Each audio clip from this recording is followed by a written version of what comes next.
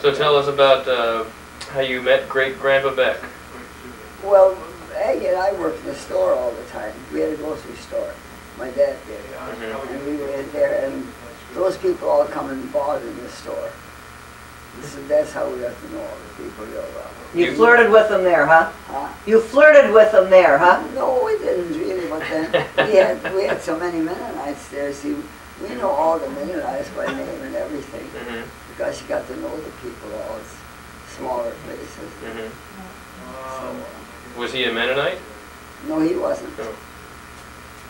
But the Mennonites and Catholics didn't mix a lot, did they? I mean, you were friendly and when you were out, but you didn't go back and forth or anything. Well, they'd work together like on the road and stuff, and if they had anything to move, or if they had to move, like they had wagons, and then they had boxes, and then they'd have sleighs, and they often had to move the wagons to the sleigh or to the wagon and that they couldn't do unless more were there, and then they'd always help each other. But you didn't go to each other's homes and stuff? Well, when Dad was so sick one time, he had pneumonia, and then that noon, that lady came there. She had a few little ones along there, a few little kids along. She said they heard in town that he was so sick, so they just had to stop and see how it was. And they had come there then at noon. She with the kids.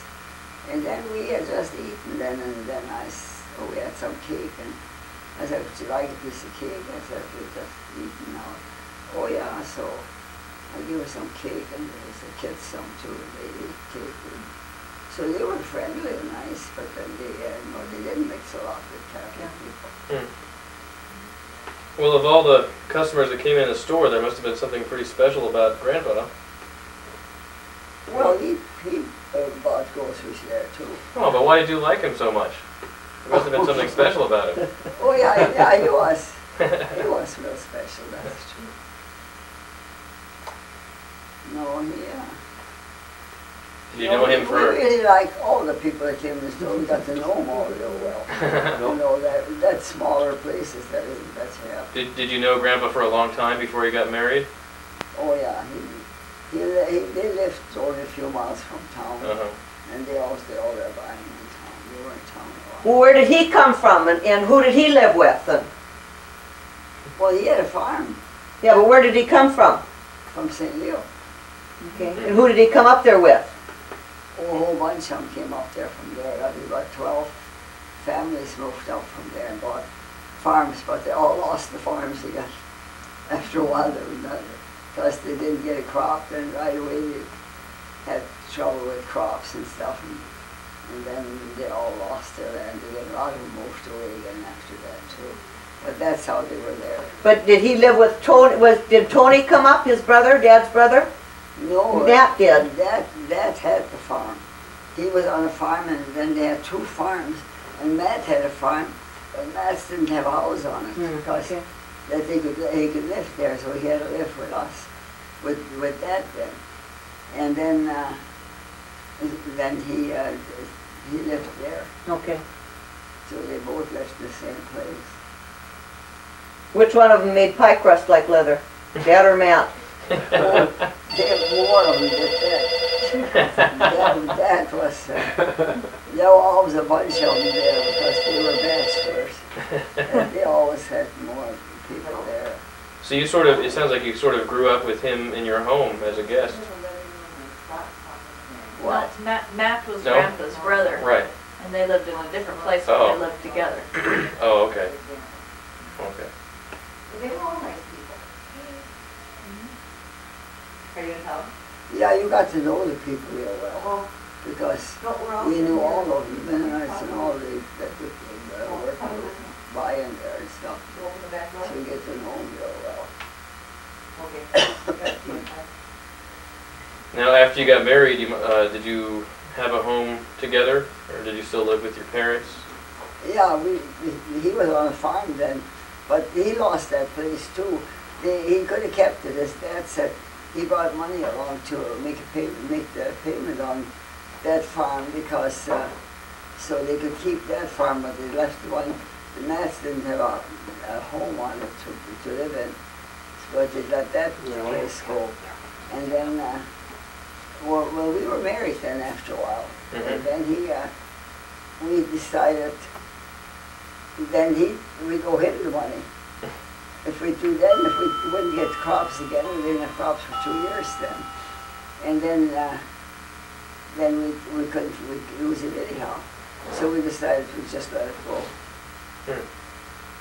So we left it go, and then we rented northern Munich then for a couple of years. And then we went on Dad's place, and we lived there for a while. But by that time we had enough money then we bought a quarter of land, and it got sold real cheap because the land got so cheap then because people didn't get crops for a while. We didn't have any crops at all. Do you remember what year it was that you got married? I don't even know. Or how old you were? Pardon? Do you remember how old you were when you got married? 21. We were not. I don't think so, Ma. I sure was. You were married February 20th, 1922. And you were born in 1903. You were 18. 18. I I just read it. I don't think she had her 18th birthday yet either. I just read it. She hadn't had her 19th birthday yet. Yeah. Oh, No, And Grandpa was 7 years older than you were, so he was a little older. He was older. He was 25. So, let's see. How do you remember the World War I era? Did that affect a lot of boys in your community? And I know that Grandpa went off to another part of the country. He was in the war too. Yeah. Yeah, he drove horses. Before you were married. Yeah. He drove horses. Did you have any brothers or neighbors who you remember serving in the war? Oh, I don't know. Yeah, there were a lot of boys in the war at that time from around home. Whoever they were, I don't remember that anymore. Was your community very aware of what was going on at the time? Oh yeah, I think they did. You don't have any special memories of that era? Well, they never really fought at that time. They didn't get that far, I guess. Right. Well, They wouldn't let you. Did you talk German in school? Yeah, we talked German until he came out from Langton and said we wouldn't dare talk any German anymore. We couldn't dare talk German at all anymore. It was a mandate, yeah. And they had trouble with something anyway. And then they came around from Langton and they stopped it from that. But then the teacher had, after 4 o'clock, we always had German class. We sang German and everything. You could do whatever you wanted to after 4. Yeah, after 4 o'clock, yeah. And Grandpa refused to talk English, really, didn't he? He taught German all his life, even though he was told he couldn't. Oh, we all did. We all talked German. We thought we didn't even know anything with German when we went to school. No, everybody was German there. Grandma taught good English. Huh? Grandma taught good English. Well, But of course she was born here too. Yeah, but she didn't. She did after a while. But then they were all German though. She taught. At home we always talked German. Dad talked a different German than we did. He was Price, and it was a little different German language than we had. And then your children came along. Who was your your firstborn child? Was that Euphemia? Euphemia, then Marianne. Uh-huh. Then I guess Ellen, huh? Right. And then Pat and Roger is the youngest Yeah, one. you right? forget stuff like that kind of. I always remembered it real well. And then you lost a baby between Euphemia and Marianne? Yeah. Mm. That was the time Dad had pneumonia so bad too. Mm-hmm. So that was a tough time. Yeah, I wasn't allowed to go in the room at all. Mm. But Tony and Hospice took care of him, and then Tony was just like a nurse. So he always cooked for the young men. I have to give him a plate and to go in and give it to Dad, help Dad eat. Did you raise your children much like you were raised, with a lot of hard work? Well, on the farm they all worked. There was hard work on the farm always, wherever you were. But it wasn't that bad. Now you have to tell us about some of the funny things that Grandpa and Pat did when they were kids. She doesn't know about it. Yeah. Rowland and Pat. Do you remember some of the, when they were children, some of the funny things that they would do? Or? Well, there were so many together all the time. When we went to school, you know, they were all so many the same age there and stuff. So, no, they all got along fairly, but they all played together. And when we were home on the farm, well, we all lived so close together anyway. And on Sundays, we were always all together. Played games or something, someplace. In somebody's yard. Then they'd fix a sandwich, butter a piece of bread and jelly on it. And then we'd all get some bread to eat for lunch outside when we were playing. That was done all over. Yeah, they lived different and they played along. And we always had good teachers. I was asking you about your children, Rowland and Roger and Pat. What were they like when they were children?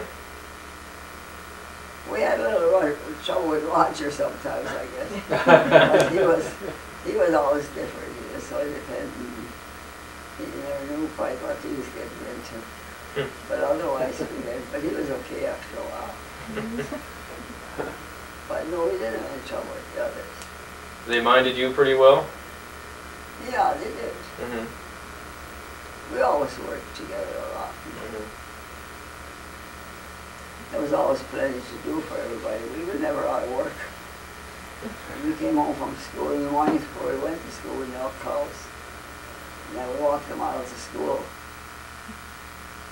Do you have any special memories of growing up, Pat, that Grandma might remember? Oh, I think I stayed away from the house as much as possible.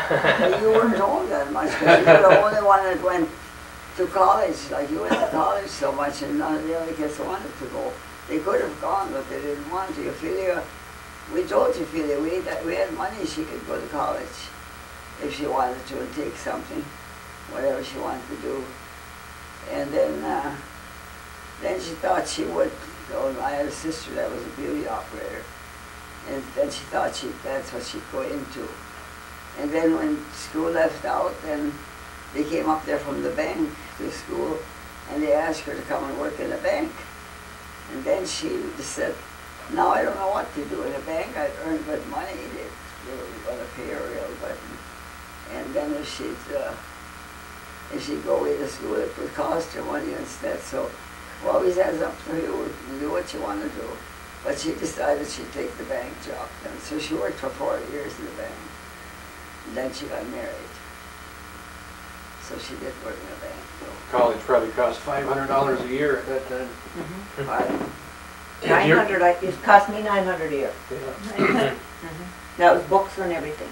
No, Pat went to school more. She wasn't home that much. And then where'd you fit is a lot too. We went to Devil's Lake to school, and we were still living on the farm. What was the house like on the farm?